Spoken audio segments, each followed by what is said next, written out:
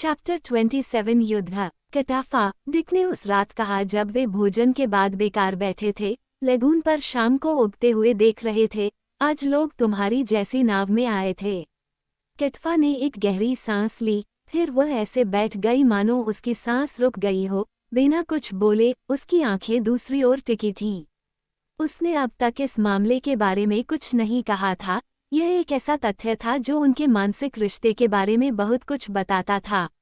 Dick और कियानी के बीच जिसे हम बातचीत कहते हैं, वह बहुत कम हुआ था। डिक और कटफा के बीच बिल्कुल भी नहीं। उनके आसपास की निर्जीव चीजें उनके जीवन का आनंद ले रही थीं, वे बातें कर रही थीं या बातचीत में सहयोग कर रही थीं।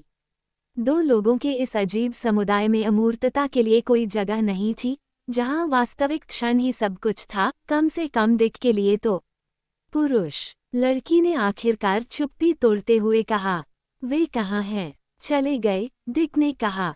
मैंने एक को मारा और वे सब चले गए, एक को छोड़कर। कुछ सहज प्रवृत्ति ने उसे रोका, जिसमें बात करने के श्रम से नापसंदगी भी शामिल थी। डिक अतीत की चीज़ों के बारे में आसानी से सोच सकता था, अगर वे हाल की हों, लेकिन उन्हें विचारों के क्रम में व्यवस्थित करना, शब्दों से सजाना और जोड़ना एक घृणित श्रम बन रहा था। यह असाधारण था। जो चीज़ें उसने देखी या छुई, उनसे उसे कोई परेशानी नहीं हुई, लेकिन जो चीज़ें उसने देखी या छुई, भले ही वे सिर्फ एक घंटे पहले की ही हों, जब उन्हें बातचीत में बदलना पड़ा, तो उन्हें परेशानी हुई। वह पीछे लेट गया और जम्हाई लेने लगा। फिर उठकर वो लेगून के किनारे गया और शाम के अंधेरे में देख रही लड़की ने उसे नाव में चढ़ते हुए देखा।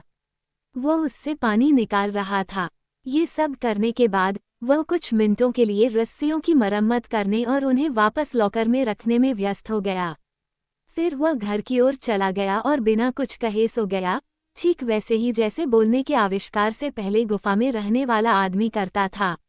लड़की अपने हाल पर छोड़ दी गई, पहले अपनी तरफ पलटी और फिर चेहरे के बल अपने माथे को अपनी पार की हुई बाजुओं पर रखे, चिंताग्रस्त, पीड़ित, मूक पड़ी हुई। कैरोलिन उसके करीब आ गई थी और फिर दूर चली गई थी, शायद हमेशा के लिए, लेकिन कैरोलिन सिर्फ एक विचार थी। विचार से कहीं ज्यादा गहरी किसी चीज ने उसे अपनी गिरफ्त में ले लिया था, कुछ ऐसा जो डिक को नष्ट करने के लिए उसके दिमाग में उठ रहा था, ठीक वैसे ही जैसे नानावा समुद्र से उठकर केरनी को नष्ट करने के लिए आया था। एक बार जब कोई नियम मानव मस्तिष्क का हिस्सा बन जाता है, तो वो एक जीवित प्राणी बन जाता है जो अच्छाई और बुराई करने में सक्षम होता है, और कटाफा के मस्तिष्क में स्थापित तामिनान का नियम, हालांकि गुरुत्वाकर्षण के नियम जितना ही सरल था, लेकिन वह गहन प्रभाव डालने में सक्षम हो गया, वास्तव में एक शिकारी जानवर बन गया। तुम किसी दूसरे को न छुओगे और न ही तुम्हें छुआ जाएगा। इससे सरल या अधिक निर्दोष प्रतीत होने वाला कानून क्या हो सकता है? फिर भी कटफा के लिए इसने एक ऐसा प्राणी बना दिया था जो मानवीय सहानुभूति और आकर्षण से परे था। यह उसकी आत्मा में उसी तरह पड़ा था जैसे बैरल के आकार का 10 पैर वाला हिरन समुद्र में पड़ा था, चौकन्ना, हमेशा हमला करने की प्रतीक्षा में, हमेशा खुद के नष्ट हो जाने के डर से। तमिनन की शक्ति को स्पष्ट रूप से समझने के लिए हमें ये पहचानना होगा कि इसकी पकड़ चेतन विचार पर नहीं थी, बल्कि विचार के अवचेतन आधार पर थी, जो इच्छा और तर्क की शक्ति से परे थी, और फिर भी इच्छा और तर्क को कार्य में लगाने में सक्षम थी, मन में घृणा और द्वेष को प्रेरित करने में सक्षम थी। इसने उसके सोचने के दिमाग को किरनी के खिलाफ जगा दिया था, जिसने उसे धमकाया था, और अब जब वह अपना चेहरा अपनी पार की हुई बाहों पर रखे लेटी थी, तो यह उसे डिक के खिलाफ जगा रहा था, उसे नष्ट करने के लिए बुला रहा था। क्यों? डिक ने कभी उसे छूने की कोशिश नहीं की थी, कभी उसे धमकाया नहीं था, फिर भी उसकी आत्मा में लेहुआन का जानवर डिक से भी ज्यादा डरता था जितना कि किरनी से। इस समय तक, जैसा कि पहले किरनी के मामले में हुआ था, उसका चेतन मन डिक के खिलाफ हर तरह के तुच्छ तरीकों से खड़ा था, मछली पकड़ने की डोरी तोड़ रहा था और भालों को कुंद कर रहा था, लेकिन अब, जैसा कि किरनी के मामले में हुआ था जब उसने गेंद से उसकी पीठ पर वार किया था, उसके पास कुछ ऐसा था जिससे वह चिपक सकता था। डिक ने डोंगियां कैरोलिन को वापस भेज दी थीं। अब पूरी रात हो चुकी थी, और जब वो उठी और लेगून के किनारे पर आई, तो समुद्र से गर्म और तेज हवा आई, जो पानी को ऊपर ले आई और अपने साथ चट्टान की आवाज और बाहरी समुद्र तट की खुशबू लेकर आई। ज्वार कम था। उसने अपनी नज़र नाव पर डाली, जो किनारे पर बंधी हुई थी। डिक ने नान के सहारे के लिए काटे गए पौधे से प्रेरित होकर नाव के लिए एक छोटा सा मस्तूल बनाया था। काटाफा की नाव का पाल, जो नष्ट नहीं हुआ था, घर के पीछे झोपड़ी में पड़ा था और वो इसका इस्तेमाल लेगून में घूमने के लिए करना चाहता था। उसने मस्तूल को देखा और उसे नष्ट करने या छिपाने का तुच्छ विचार उसके दिमाग में आया, लेकिन उसे खारिज कर दिया गया। फिर किनारे से मुड़कर वह घर के पास आई और दरवाजे के पास एड़ियों के बल बैठ गई। उसका चेहरा दरवाजे की ओर था और वह सुनने लगी। एक पल के लिए उसे कुछ भी सुनाई नहीं दिया, सिवाय हवा के साथ हिलते हुए पत्तों की हल्की हल्की आवाज के।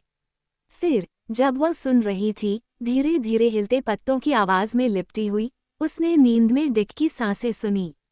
घर के अंदर अंधेरा था, छत से आती तारों की रोशनी के कुछ बिंदुओं को छोड़कर, लेकिन जैसे जैसे वह देखती रही, उसकी आंखें अंधेरे की अभ्यस्त होती गईं।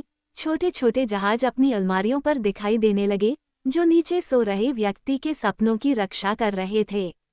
एक बार, बहुत पहले, जब वह द्वीप पर से गुजरी थी, तो पहली ही रात को उसे घर में आग लगाने की प्रेरणा मिली थी, लेकिन जहाजों ने केरनी और लड़के को बचा लिया था।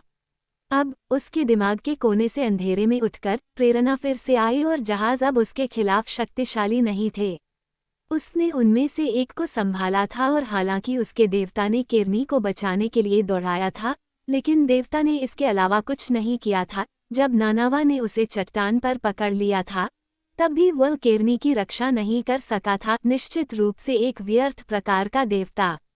वह तारों की रोशनी में छोटी सी शेल्फ और उस पर रखी माचिस देख सकती थी। वह बिना किसी आवाज के अपने पैरों पर खड़ी हुई और शेल्फ की ओर बढ़ रही थी, तभी एक आवाज ने उसे स्थिर कर दिया।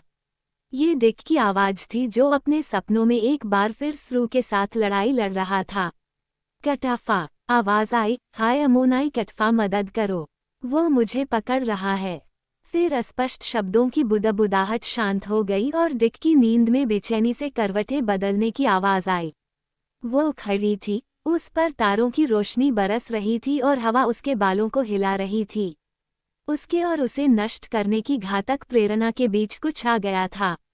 शायद यह अचानक चुप्पी और उसके उद्देश्य को तोड़ती हुई आवाज थी, या मदद के लिए अपील, जो पहली बार किसी इंसान की ओर से उस तक पहुंची थी।